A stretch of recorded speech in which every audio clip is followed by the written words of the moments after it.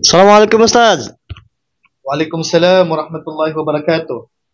Nakita ko pagpasok ko Ustaz na nagwawalis ka sa ganitong oras, gabi. Di po ba may kasabihan na ano po, bawal po magwalis kapag gabi kasi nawawalis niyo po yung risk ba yun? Biyaya. O biyaya po. Tama po ba yun?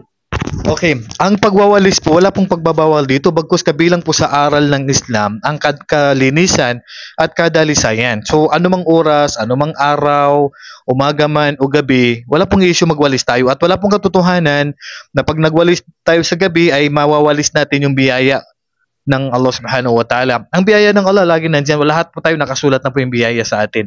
Opo. So, yung pagwawalis, wala pong prediksyon yan. Yan po ay pamahiin at paniniwala lang po ito ng mga matatanda. Okay? So, huwag niyo po paniwalaan. Ituloy niyo pong paglilinis. Kung kailan nandiyan po yung dumi, ang mainam po, linisin po natin yan. Umaga man o gabi, wala pong issue doon. So, Shukran Ustaz sa yung kaalaman na naibahagi. Jazakallah khair at assalamualaikum warahmatullahi wabarakatuh. Afwan, wallahu alam. Assalamualaikum warahmatullahi wabarakatuh.